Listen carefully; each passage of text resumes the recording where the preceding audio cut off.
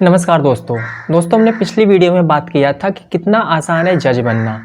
बहुत सारे साथियों ने उस वीडियो को नेगेटिव वे में लिया और उन्हें ऐसा लगा कि मैं उन्हें डीमोटिवेट कर रहा हूं, जबकि वो एक सच्चाई है, वो एक सत्य है जो सुप्रीम कोर्ट ने भी कह दिया है कि अब एमपी हाई कोर्ट में जो 70% वाला क्राइटेरिया लागू हुआ है वो सही है। बहुत सारे रिट पिटीशंस लगे लेकिन सुप्रीम कोर्ट ने उसे डिनायल कर दिया और एमपी हाई कोर्ट का जजमेंट सही माना। दोस्तों अब आखिर इसमें हम क्या कर सकते हैं? जब सुप्रीम कोर्ट ने इसे हरी झंडी दे दी तो क्या हम डीमोटिवेट होकर अब क्या कर लेंगे? क्या हम जज बनने का सपना ही छोड़ दें या फिर जो आगे का प्रोसेस है हम उसे क्यों ना फॉलो करें? दोस्तों सबसे पहले तो आप कोशिश कीजिए कि अगर आप अपने फर्स्ट ईयर या सेकेंड ईयर लॉ कॉलेज में हैं तो आप कोशिश कीजिए कि आप वो 70% का क्राइटेरिया जो है उसे फुलफिल कर पाएँ। अगर आप अपने 3 ईयर लॉ प्रोग्राम या फिर 5 ईयर लॉ प्रोग्राम में 70% मार्क गेन कर पाते हैं तो दोस्तों आप एलिजिबल हैं किसी भी स्टेट का जुडिशरी एग्जाम का फॉर्म भरने के लिए। लेकिन हाँ, अगर आप 70% का क्राइटेरिया नहीं ला पाते हैं तो फिर आपको 3 साल की प्रैक्टिस करनी होती है। आज हम दोनों उन तरीकों पे बात करेंगे कि अगर आप 70% क्राइटेरिया पार कर लेते हैं तो फिर आप कैसे जज बन सकते हैं, और अगर 70% नहीं आता है तो फिर आगे आपके पास क्या क्या अपॉर्चुनिटी है। दोस्तों अगर आप 70% ला देते हैं तो आप किसी भी स्टेट का फॉर्म भर के वहाँ प्री मेंस इंटरव्यू क्वालिफाई करने के बाद जो भी वहाँ के चरण होते हैं आप उस स्टेट में सिविल जज बन सकते हैं। लेकिन दोस्तों जुडिशरी का सिलेबस इतना वास्ट है, इतना बड़ा है, इतने सारे एक्ट हैं, इतने सेक्शंस, इतने आर्टिकल, अगर आप सब पढ़ने जाएंगे तो बहुत ही मुश्किल है कि आप जज बन पाएँ। आपको ज़रूरी है एक सही मार्गदर्शन की, और यहाँ पे हम बात करने वाले हैं एक ऐसे संस्थान की जिसके मार्गदर्शन में कई बच्चों ने अपने सफलता को प्राप्त किया है। दोस्तों हम बात कर रहे हैं फिजिक्स वाला के ब्रांच जुडिशरी वाला के। तो आप जुडिशरी वाला के इस बैच से जुड़ सकते हैं। दोस्तों यहाँ पे आपको मिलता है live classes plus recorded classes, उसके बाद आपको एक अच्छा मेंटरशिप मिलता है तथा आपको टेस्ट सीरीज में मिलती है प्रीलिम्स तथा मेंस की।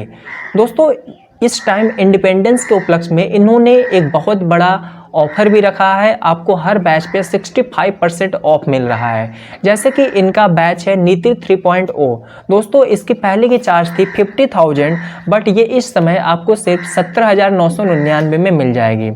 दोस्तों अगर आप टेस्ट सीरीज ज्वाइन करना चाहते हैं तो गुजरात और छत्तीसगढ़ की टेस्ट सीरीज का प्राइस है 3,499 रुपये, तथा दोस्तों राजस्थान टेस्ट सीरीज की प्राइस है, पहले थी 9,999, अब ये घटकर हो गई है 4,499 रुपये।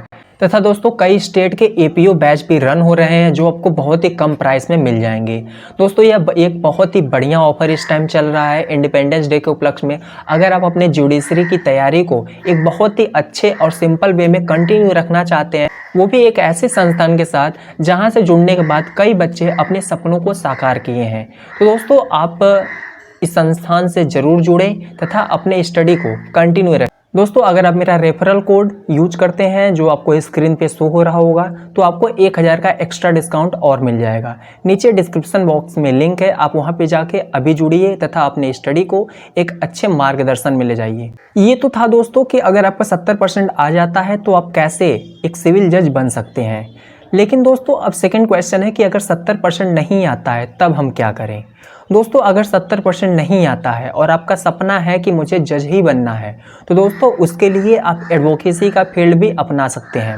दोस्तों अगर आप सुप्रीम कोर्ट तथा हाई कोर्ट के जजेस को देखेंगे तो उसमें मैक्सिमम जजेज एडवोकेट बन के ही अपने जुडिशरी पद पे आए हैं।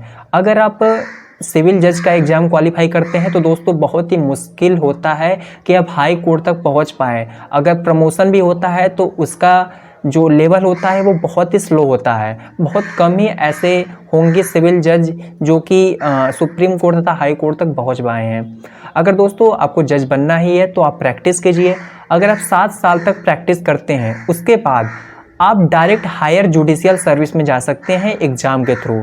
7 साल तक प्रैक्टिस करने के बाद आप हायर जुडिशियल सर्विस का एग्ज़ाम दे सकते हैं और डायरेक्ट डीजी के पोस्ट पे भी जा सकते हैं। दोस्तों ये तरीका थोड़ा मुश्किल हो जाता है उन छात्रों के लिए जिनका फाइनेंशियल कंडीशन ठीक नहीं है, लेकिन क्या कर सकते हैं। अगर आपका 70% नहीं आता है और आपका एक ही लक्ष्य है कि मुझे जज बनना है तो आप इस तरीके से भी आगे बढ़ सकते हैं और आप हायर जुडिशियल सर्विस में उनसे पहले पहुंच सकते हैं जो सिविल जज बन के नहीं पहुँच पाते। क्योंकि दोस्तों ये तरीका थोड़ा मुश्किल है और हाँ, इसमें स्ट्रगल भी बहुत ज़्यादा है। तो ये दोनों तरीके थे। अगर आप पर 70% आता है तो आप कैसे जज बन सकते हैं, और अगर नहीं आता है तो आप किस तरीके से जज बन सकते हैं। दोस्तों बात करें जजों की सैलरी कितनी होती है, तो ये हर स्टेट का अलग अलग क्राइटेरिया होता है। जैसे कि यूपी में अगर हम बात करें तो यूपी के जज की सैलरी होती है, इनका टोटल सैलरी होता है 1,23,560 रुपये, जिसमें से 10,200 रुपये डिडक्ट होता है इनकम टैक्स तथा बाकी चीज़ के लिए। तथा दोस्तों इनका नेट पे आता है 1,13,360 रुपये। सैलरी तथा फैसिलिटीज़ के उपलक्ष्य में हम एक नई वीडियो में बात करेंगे अच्छे से। अगर आपको और किसी भी स्टेट जुडिशरी की बारे में जानना है या फिर वहाँ के जजों की सैलरी के बारे में जानना है तो नीचे कमेंट में ज़रूर बताएं। नेक्स्ट वीडियो में हम कोशिश करेंगे कि उस पर डिस्कस करें। धन्यवाद दोस्तों, उम्मीद है आपको ये वीडियो पसंद आई होगी। दोस्तों नीचे डिस्क्रिप्शन बॉक्स में लिंक है, आप वहाँ पे जाके फिजिक्स वाला से ज़रूर जुड़ें। धन्यवाद।